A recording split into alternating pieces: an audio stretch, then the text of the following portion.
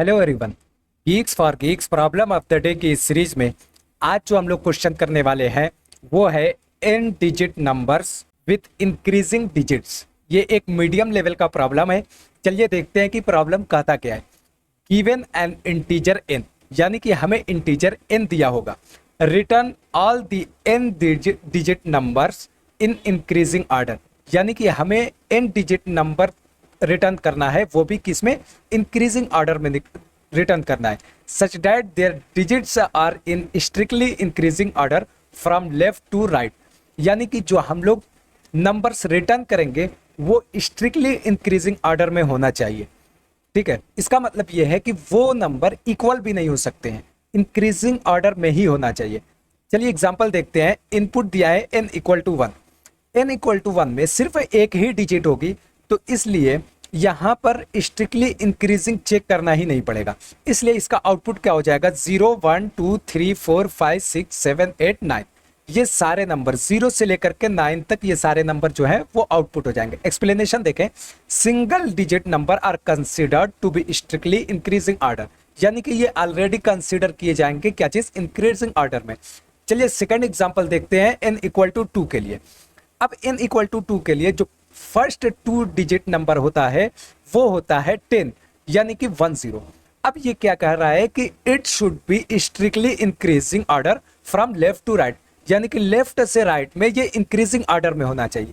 यहां पर देखें तो ये डिक्रीजिंग ऑर्डर में है, इसलिए 10 जो है वो करेक्ट नंबर नहीं है, इसलिए 10 को हम छोड़ देंगे। देन सेकंड नंबर क्या आता है, सेकंड नंबर आता है 11। 11 देखें तो ये भी इंक्रीजिंग ऑर्डर में नहीं है, क्योंकि ये दोनों तो इक्वल हैं, ये दोनों 1 और 1 इक्वल हैं, इसलिए ये भी एक वैलिड नंबर नहीं है, इसलिए इसको भी छोड़ देंगे। अब हम पहुंचेंगे 12 पे। 12 एक करेक्ट नंबर है, क्यों, क्योंकि ये लेफ्ट से राइट में स्ट्रिक्टली इंक्रीजिंग ऑर्डर में है। तो आउटपुट में क्या क्या आ जाएगा, आउटपुट में आ जाएगा 1 2 1 3 और ऐसे ही करते करते 1 9 तक। देन 20 भी नहीं होगा, 21 भी नहीं होगा, 22 भी नहीं होगा। Then from 23 onwards it will be 29। ठीक है, उसके बाद क्या होगा, 30 भी वैलिड नंबर नहीं होगा, 31 भी वैलिड नंबर नहीं होगा, 32 भी वैलिड नंबर नहीं होगा, 33 भी वैलिड नंबर नहीं होगा। देन 34 से लेकर के 39 तक हो जाएगा। इसी तरह 2 डिजिट का नंबर आगे बढ़ते जाएंगे। ठीक है, यहाँ पर आउटपुट देखें तो क्या आ रहा है, 12 13 14 15 16 17 18 19 देन 23, इसी तरह dot dot dot 79 then 18 79 then 89। 89 के बाद हमें कोई भी ऐसा 2 डिजिट नंबर नहीं मिलेगा जो ये कंडीशन फॉलो कर रहे हो। ठीक है, तो एक्सप्लेनेशन देखें। For n equal to 2 the correct sequence is 12 13 14 15 16 17 18 19 23 and so on up to 89। ठीक है, अब चलिए नेक्स्ट एग्जांपल देखते हैं। नेक्स्ट एग्जांपल में n इक्वल टू 15 दिया है और 15 के लिए हमें आउटपुट क्या आ रहा है, एक एम्प्टी एरे आ रहा है। एक्सप्लेनेशन क्या दिया है कि नो सच नंबर एग्जिस्ट। अगर हम एक चीज देखें, क्यों n इक्वल टू 15 के लिए ये एम्प्टी आ रहा है। अगर हम सबसे बिगेस्ट नंबर देखें जो ये कंडीशन फॉलो करे तो वो क्या हो सकता है, 1 2 3 4 5 6 7 8 9। इसका मतलब ये है ये सबसे बिगेस्ट नंबर होगा जो एक वैलिड नंबर होगा। इससे बड़ी डिजिट का हम कोई भी नंबर नहीं बना सकते हैं, क्योंकि अगर इसके आगे कोई भी नंबर डालेंगे वो इस 9 से छोटा होगा, और इससे पहले अगर कोई भी नंबर डालेंगे वो या तो 1 के बराबर होगा या 1 से बड़ा होगा, जो कि कंडीशन को फॉल्स कर देगा। इसलिए अगर हम देखें मैक्सिमम जो हम नंबर बना सकते हैं वो होगा 1 2 3 4 5 6 7 8 9, और ये कितने डिजिट का होगा, ये 9 डिजिट का होगा। इसका मतलब ये है कि 9 से बड़े इनपुट के लिए एम्प्टी एरे लिस्ट रिटर्न कर देंगे। यहां पर एक चीज और समझने की है कि अगर कोई कहे कि n इक्वल टू 2 के लिए 0 1 इज दिस वैलिड और नॉट, तो हम ये कहेंगे कि ये एक वैलिड नंबर नहीं है, क्योंकि 0 1 जो है ये 2 डिजिट का नंबर है ही नहीं। ये एक्चुअली में इसकी वैल्यू होती है किसके, 1 के बराबर, जो कि 1 डिजिट नंबर है। तो इसलिए किसी भी नंबर के पहले हम 0 भी नहीं लगा सकते हैं। बट सिर्फ अगर हम जीरो को देखें तो ये एक 1 डिजिट का नंबर है, इसलिए n इक्वल टू 1 के लिए हम जीरो को भी इंक्लूड करेंगे। अब चलिए समझते हैं कि इस क्वेश्चन को सॉल्व कैसे करेंगे।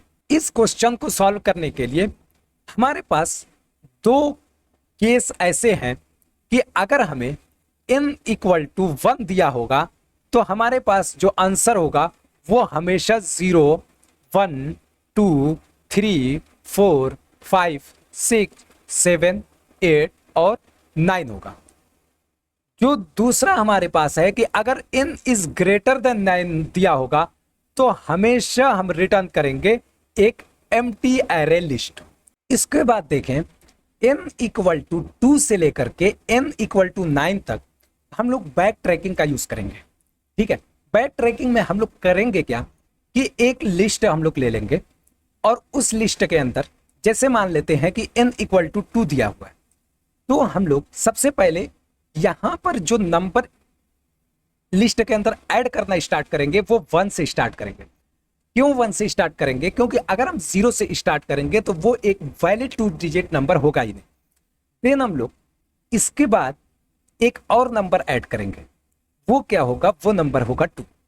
ठीक है, अब यहां पर देखें तो ये एक वैलिड नंबर हो जाएगा, यानी कि 12 एक वैलिड नंबर होगा। तो इसको हम लोग क्या करेंगे, आंसर के अंदर ऐड कर देंगे तो 12 आ जाएगा। देन हम लोग क्या करेंगे, बैक ट्रैक करेंगे, यानी कि इस 2 को रिमूव करेंगे, देन यहां पर लाएंगे 3 को और फिर अगेन आंसर के अंदर इसको हम लोग एक नंबर बनाएंगे और उसे आंसर के अंदर ऐड कर देंगे। देन अगेन बैक ट्रैकिंग के थ्रू इस 3 को रिमूव करेंगे, देन 4 लाएंगे यहां पर और ये 14 हो जाएगा। इसी तरह करते करते जब ये 9 तक पहुंच जाएगा, यानी कि हम लोग जब 1,9 तक पहुंच जाएंगे और 19 भी इसके अंदर आंसर के अंदर ऐड हो जाएगा, देन हम लोग क्या करेंगे, हम लोग बैक ट्रैक 2 बार करेंगे। इस 9 तक सिर्फ बैक ट्रैक नहीं होंगे, 1 को भी रिमूव करेंगे, बैक ट्रैकिंग के थ्रू 1 को भी रिमूव करेंगे और इसको अपडेट करके 2 कर देंगे। देन नेक्स्ट एलिमेंट यहाँ पर 3 आएगा और यहाँ पर हम लोग 23 को आंसर के अंदर ऐड कर देंगे। देन अगेन इसी तरह ये 3 से लेकर के 9 तक जाएगा। देन जैसे ही ये 29 तक पहुंच जाएगा, उसके बाद हम लोग 2 बार बैक ट्रैक होंगे और इसको अपडेट करके 3 कर देंगे, यानी कि फर्स्ट वैल्यू 3 हो जाएगी, सेकंड वैल्यू कहां से स्टार्ट होगी, 4 से स्टार्ट होगी। इसी तरह करते करते हम लोग फर्स्ट वैल्यू को कहां तक लेके जाएंगे, 8 तक लेके जाएंगे, सेकंड वैल्यू जो है वो 9 तक ही जाएगी। अब 8 से आगे हम लोग अगर जाते भी हैं तो हमें वैलिड नंबर नहीं मिले। अब चलिए इसी कॉन्सेप्ट को जीएफजी के प्लेटफॉर्म पे चलते हैं और कोड के अंदर देखते हैं कि हम लोग इसका कोड किस तरह लिखेंगे। यहां पर देखें, हम लोग जीएफजी के प्लेटफॉर्म पर आ चुके हैं। सबसे पहले हमने एक एरे लिस्ट बनाया है रिजल्ट के नाम से। ये किस लिए? रिजल्ट को स्टोर करने के लिए। देन हम यहां पर देखें 2 स्पेशल केस हमने बताए थे। कौन कौन सा था? n इक्वल टू 1 के लिए, n इक्वल टू 1 के लिए 0 भी इंक्लूड होगा, तो इसलिए if n equal to 1 then for loop लगाएंगे, कहां से कहां तक, 0 से लेकर के 9 तक, और रिजल्ट के अंदर सारी वैल्यूज को ऐड कर देंगे और रिटर्न कर देंगे रिजल्ट को। यानी कि n इक्वल टू 1 के लिए जो आउटपुट आएगा, यहां पर भी देखें वो 0 से लेकर के 9 तक सारी वैल्यूज आ जाएंगे। ठीक है, अब देखें if n is greater than 9, इसका मतलब ये है कि 9 से बड़ी डिजिट का हमारे पास कोई भी वैलिड नंबर एग्जिस्ट ही नहीं करता। इसलिए जब भी n की वैल्यू ग्रेटर देन 9 दी होगी, एम्प्टी एरे लिस्ट यानी कि रिजल्ट को हम लोग रिटर्न कर देंगे। ठीक है, अब यहां से हम लोग बैक ट्रैकिंग का यूज करेंगे। अगर n इक्वल टू 2 से लेकर के 9 तक दिया होगा तो हम लोग क्या करेंगे, बैक ट्रैक एक यहां पर फंक्शन लिखेंगे जिसके अंदर हम लोग 4 पैरामीटर पास करेंगे। पहला पैरामीटर होगा रिजल्ट, रिजल्ट को स्टोर करने के लिए। दूसरा पैरामीटर होगा एक एरे लिस्ट हम लोग बनाएंगे, ये एक टेम्परेरी एरे लिस्ट होगा। टेम्परेरी एरे लिस्ट क्यों बनाएंगे, अभी हमने देखा था, क्योंकि बैक ट्रैकिंग उसी से यूज करेंगे।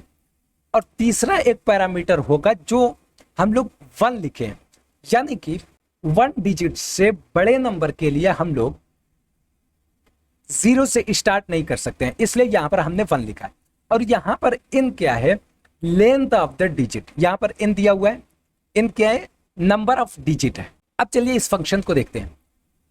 बैक ट्रैक फंक्शन का नाम हमने दिया है। सबसे पहले क्या चीज है, एरे लिस्ट इंटीजर रिजल्ट, ये पहला पैरामीटर है। दूसरा पैरामीटर है जिसका नाम हमने क्या दिया है, अभी करंट दिया है। तीसरा जो पैरामीटर है वो स्टार्ट हमने दिया है, क्योंकि स्टार्ट कहां से करेंगे हम लोग, ऑलवेज स्टार्ट 1 से करेंगे, जो पहला नंबर होगा। उसके बाद ये अपडेट होता रहेगा। देन एक इंट, यानी कि जो वो नंबर है वो कितने डिजिट का है, ठीक है। अब यहां पर देखें, if current dot size equal to n, यानी कि जो करंट टेम्परेरी लिस्ट है जब उसकी साइज n के बराबर होगी तो हम लोग उस सारी डिजिट को किस में चेंज करेंगे, नंबर में। नंबर में कैसे चेंज करेंगे, यहां पर सबसे पहले नम को 0 से इनिशियलाइज करेंगे, देन फॉर ईच लूप लगाएंगे, इंट डी किसके अंदर से, करंट के अंदर से। नम इक्वल टू क्या हो जाएगा, नम इंटू 10 प्लस डी। इससे क्या होगा, सारे डिजिट जो है वो नंबर में कन्वर्ट हो जाएंगे और फिर हम उस नंबर को रिजल्ट के अंदर ऐड कर देंगे। अब यहां पर देखें, यहां पे फॉर लूप लगाएंगे, कहां से कहां तक, आई इक्वल टू स्टार्ट से लेकर के i less than or equal to 9 तक, then i plus plus current dot add, यानी कि करंट जो लिस्ट होगी उसके अंदर हम लोग आई को ऐड करेंगे। देन अगेन बैक ट्रैक को हम लोग कॉल करेंगे यहां से, result current then i plus 1 then n. जब ये बैक ट्रैक एक बार कंप्लीट हो जाएगा, देन हम लोग क्या करेंगे, तुरंत करंट डॉट रिमूव, यानी कि करंट में से जो लास्ट एलिमेंट होगा हम लोग उसको रिमूव कर देंगे। क्या रिमूव करेंगे, करंट डॉट साइज -1, यानी कि उसकी जो साइज होगी उससे एक कम कर देंगे, ठीक है। और इसी तरह ये लूप कंप्लीट होगा और हर बार हम लोग डिजिट को नंबर में कन्वर्ट करके रिजल्ट में ऐड करते रहेंगे और लास्ट में हम लोग रिटर्न कर देंगे क्या चीज, रिजल्ट को रिटर्न कर देंगे। अब चलिए इस कोड को रन करके देखते हैं। यहां पर देखें ये सक्सेसफुली रन हो रहा है। चलिए सबमिट करके देखते हैं। ये सक्सेसफुली सबमिट हो चुका है। तो मिलते हैं कल की वीडियो में एक और नए क्वेश्चन के साथ।